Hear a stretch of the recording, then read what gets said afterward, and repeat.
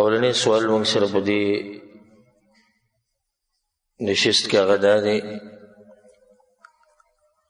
چې د صلاة الکسوف طریقه څه ده. الجواب بالله التوفیق هغه دا دی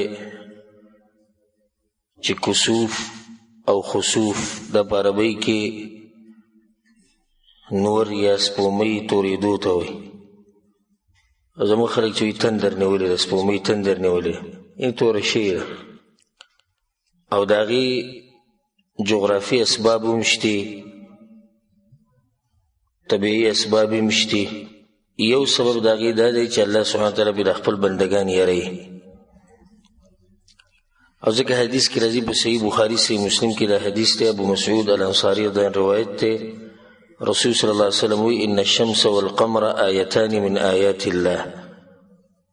انور او سپومۍ د الله په نښو کې نښې دي، یخوف الله بهما عباده، الله په دې باندې خپل بندګان یاروي. وانهما لا ينكسفان لموت احد من الناس، او دا د چا د مرګ د لاسه نه تورېږي. په کوم ټیم کې چې د رسول صلی په زمانه کې دا نور تور شو، نو په هغه ورځو کې د رسول صلی زوی ابراهیم مړ شوی.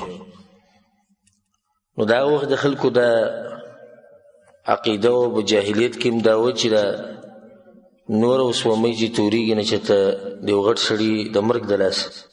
نو رسول صلی د دغه عقیدې رد وکړو چې دې سره تعلق نشته. په دې باندې الله یارول کوي فاذا رأیتم منها شیئا فصلوا وادعوا الله حتى يكشف ما بكم.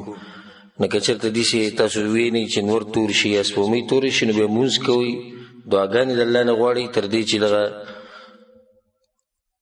مصیبت او دغه عذاب الله تاسو نه لرې کړي. بل روایت ته هغه په صحیح بخاري صحیح مسلم کې د ابو موسی اشعري رضی الله عنه، ابو موسی اشعري رضی الله عنه وایي خسفت الشمس، وایي د رسول صلی په زمانه کې چې دی نو نور تور شوی. فقام النبي صلی الله علیه وسلم فزعا یخشى ان تكون الساعه، رسول صلی الله علیه وسلم پاسې د یېرې په حالت کې او د دې نه یېرېدو چې کسو قیامت راغی.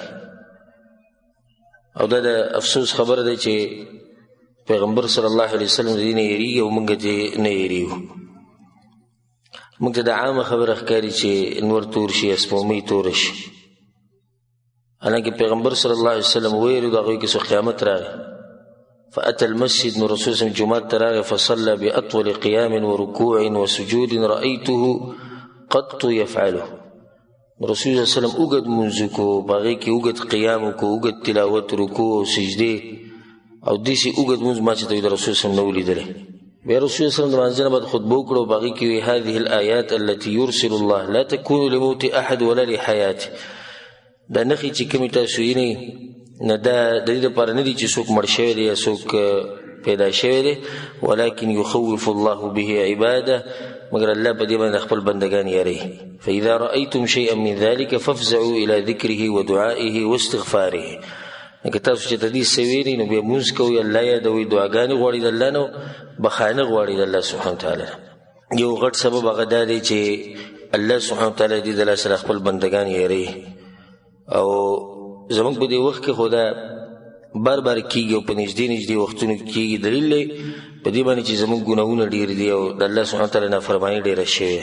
بیا د دې د منځه طریقه ده، او موږ د بلوغ المرام درسونه چې کوم کړي هغه واورئ، بلکې ما تفصیلا د دې طریقه ذکر کړې ده، خو دلته په اختصار سره هغه دا دی چې 2 رکعته لمونځ به کې، نو تکبیر تحریمه به ووایي، د هغې نه بعد به دعای استفتاح سبحانک اللهم، یا د هغې په ځای چې کومې نورې دعاګانې راغلي.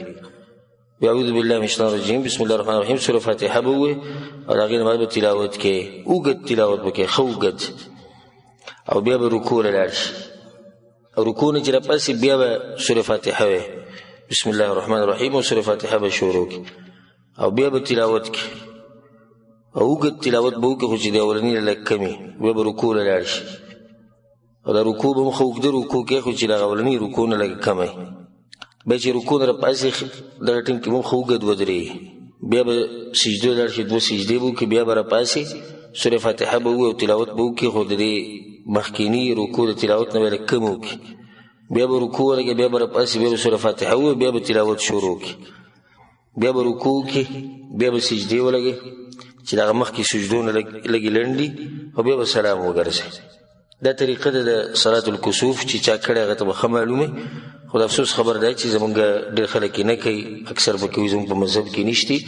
اگر که په مذهب محمدي د رسول الله صلی الله علیه وسلم په طریقه کې شتی، خو چې زمونږ ملیان یې نه کوي نو موږ یې نه کوو. دې دلته زمونږ عوام خبر هم نه دي او بس بېدینه په دې عربو پورې خاندي چې کله دا مونځ کوي دوی بل څه کار نشته خو هر وخت کې مونځ کوي. او دا دلیل دی په دې باندې چې دا خلک په دین پوه دي او موږ نه یو پوه. او دلیل دی په دې باندې چې موږ د الله سبحانه تعالی لرې یو، یېرېږو نه. نو په دغه ټیم کې دا اوږد مونځ دې لپاره چې الله سبحانه تعالی د عذاب نه موږ بچ کړي.